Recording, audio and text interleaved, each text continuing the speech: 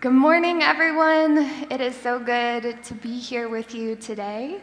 As Evan said, if I have not yet met you, my name is Betty. It's nice to see you.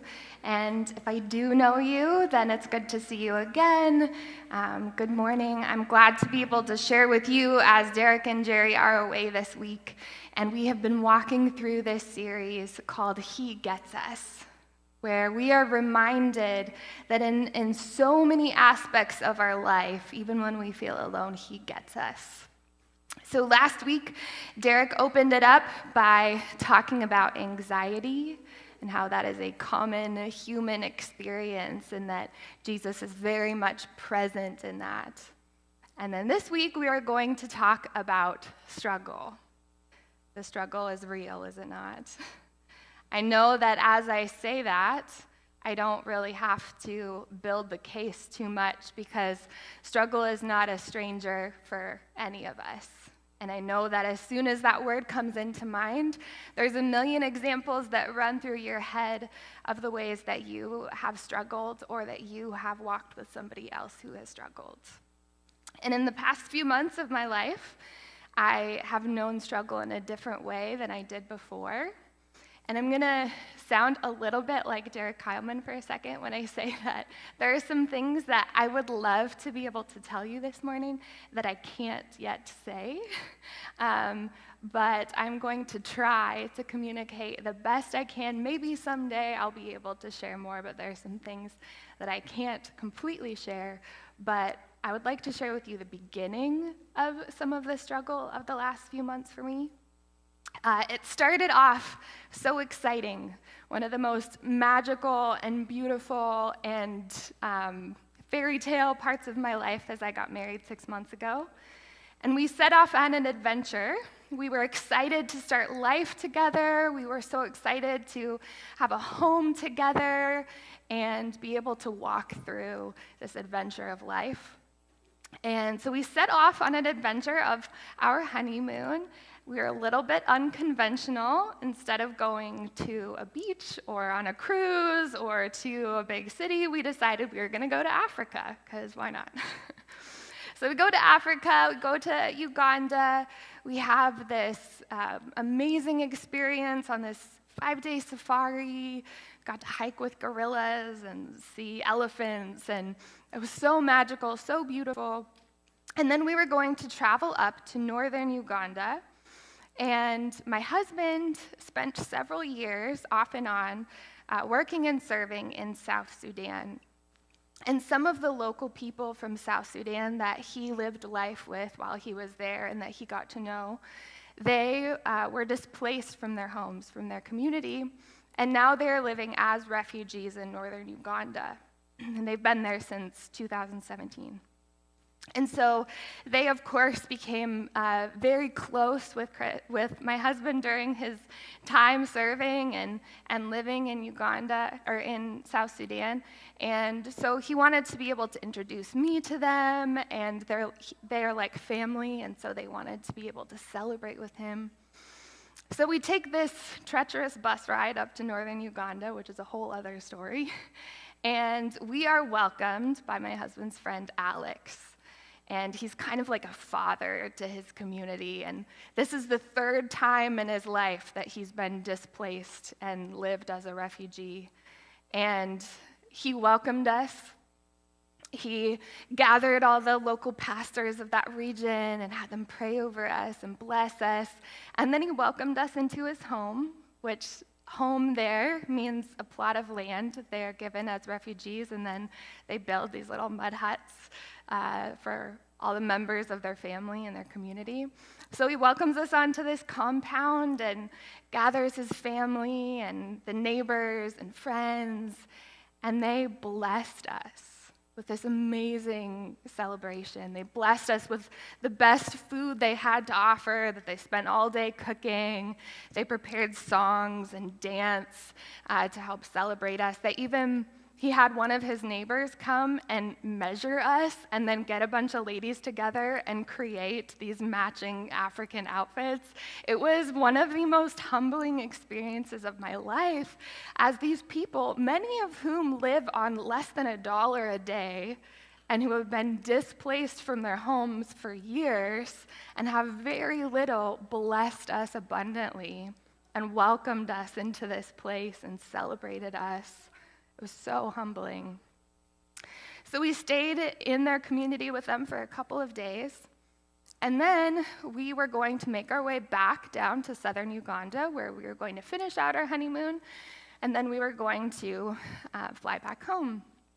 And so we get about an hour out of the settlement, and we were going to stop at a hotel for the night in this small community. And we were only going to be there for one night, but COVID decided to say hello to us on our honeymoon. And so we were there for almost a week, quarantined, and thankfully we were safe, and we had brought things with us to be prepared in such situation. But it was still scary to be in this place so far from home, so unfamiliar, and of course this was not what we expected on our exciting adventure. But this friend, Alex, he would drive every single day on his little motorcycle an hour from their settlement to come and talk to us through a wall and to give us bananas and vitamins and to comfort us, to remind us that we were going to be okay. And even in the times when we were nervous, we were scared, we felt vulnerable, he reminded us how God was with us, and he encouraged us. He got it, even though it was just a little glimpse of struggle that we were facing in comparison with his life. He comforted us. And little did we know, this was just the beginning of a long struggle for us. So we were able to get out of the country of Uganda, but this is a little bit more of what I can't share too many details of. But for the next 3 months, we lived out of a suitcase, we slept on a basement floor, and we didn't know if or when we would be able to come back home. And our future, and a lot of the future for us, was in the hands of people who have a lot of power, but not a lot of accountability or concern for the people and the lives that they have power over. And that was a really eye-opening experience for me, and something I never thought that I would face, and something I never thought that I would understand or know. But it taught me some really profound things. And I know that for all of us in the middle of struggle, there's a few questions that we ask. Of course, one of the biggest questions is why, right? And I remember every day during that time, waking up, and anytime I had the emotional energy, I would find myself asking the question, why is this happening? What is the purpose of this? And sometimes we don't know in the moment, and sometimes we never know why, right? It could be maybe mistakes that we've made. It could be sin that other people have committed against us. It could be simply because we live in a world that is very broken.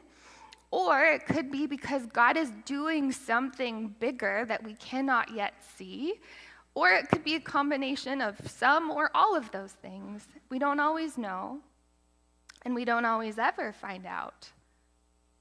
But I think another question we ask as we're wrestling through this question of why and trying to make sense of all of it is, does God see me? Does he know how much this hurts? Does he understand the pain? Does he understand the confusion? Does he understand what it's like to be sitting in the unknown and not knowing how this is going to work out? Does he get it? Right? No matter what struggle it is, it's so easy to find us in this spot just wondering if God truly gets it. So we're going to look at a story that we usually see around the time of Christmas, But it's a really important story to set up the life of Jesus as he stepped into the human experience. So we're going to look at Matthew chapter 2, verses 13 through 23. And to set this up a little bit, this is in the NIV. To set this up a little bit, this is after Jesus was born. And this is after, just after the wise men, the Magi, had come to visit him. And after King Herod had discovered his birth and that he was allegedly going to be king of the Jews, and he was very threatened by that. And so we see this picking up in verse 13.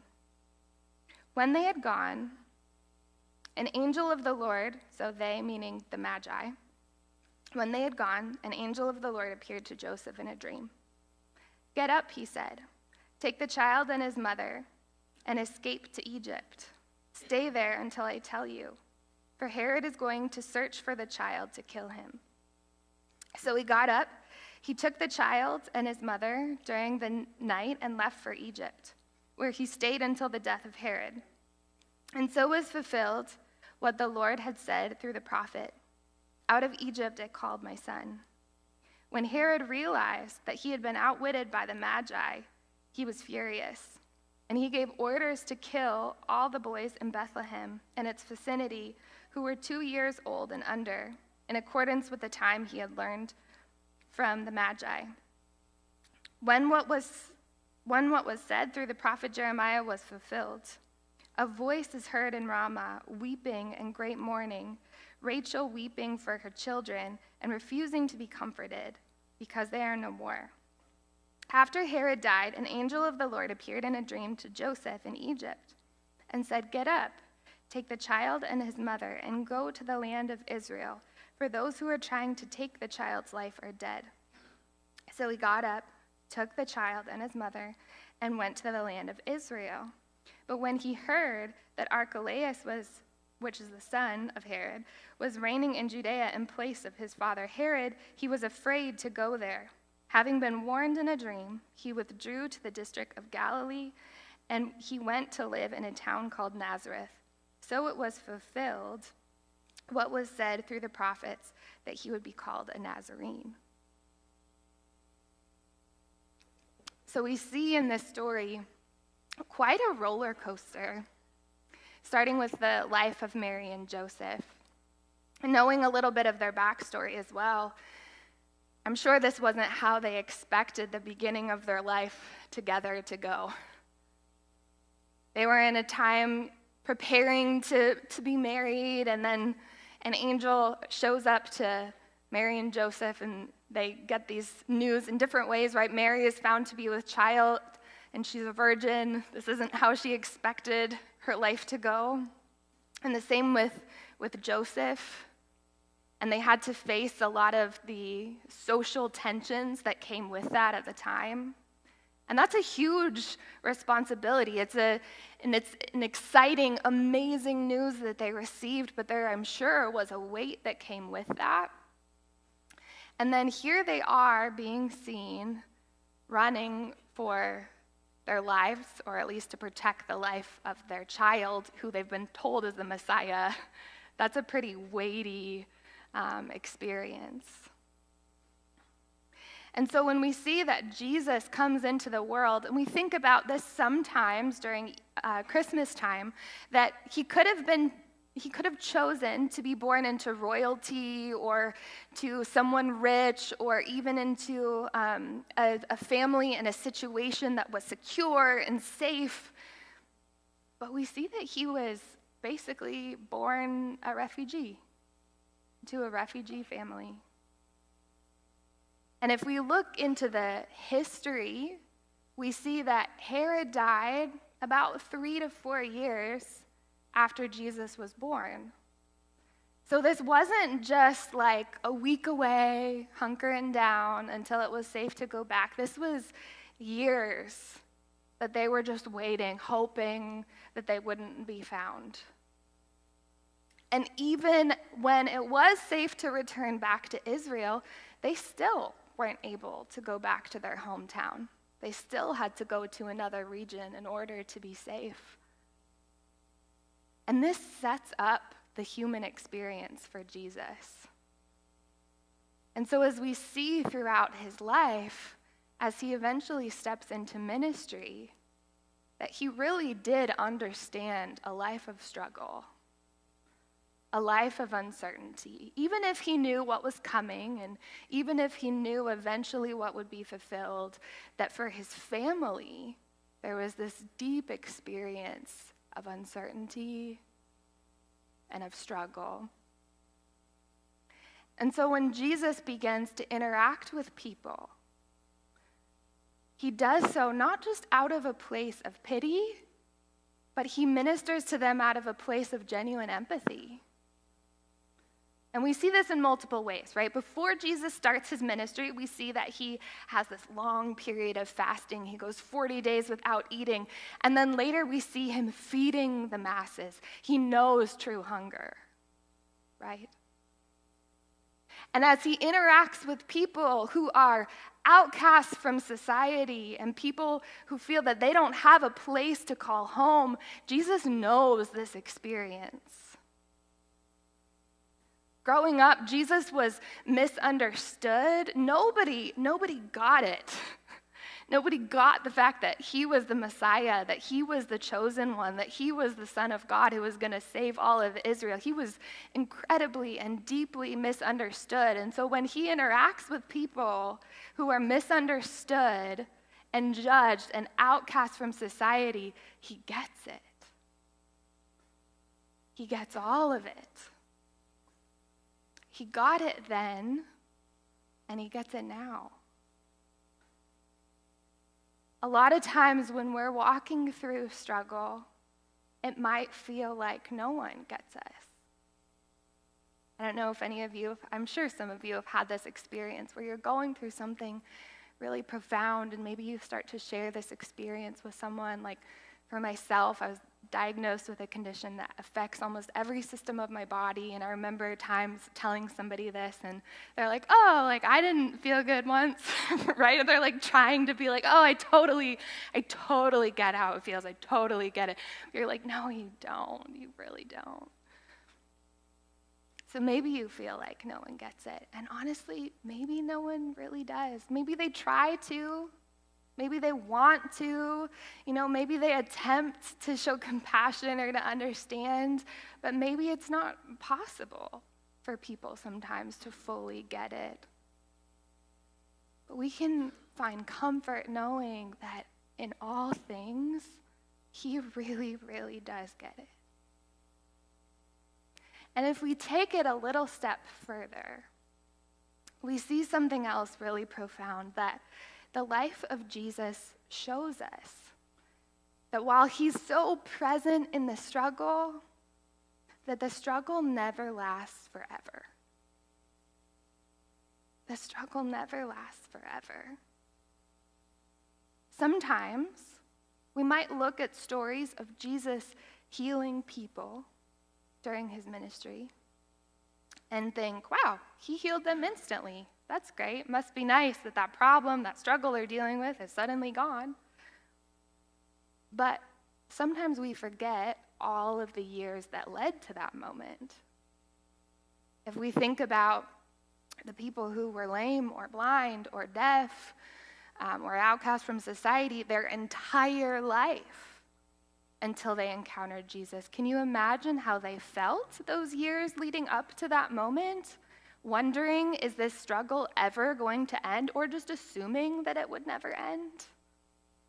Or we think about, for example, the bleeding woman, right? This woman had been struggling with this issue for 10 years. She was not allowed to interact with society. She was physically depleted. Imagine how she felt 2 years into this condition. Imagine how she felt 5 years in, right? 7 years in, 9 years in, after having tried everything to find relief and finding none. I imagine that in those years, she thought to herself, either this struggle is never going to end, or this struggle is going to be the end of me, until she met Jesus. just as much as Jesus gets struggle, he gets freedom from the struggle. He gets the moment of overcoming struggle, right? He gets the victory that comes after the struggle. And we see that ultimately in his life and his death and his resurrection. I can only imagine how long those 3 days felt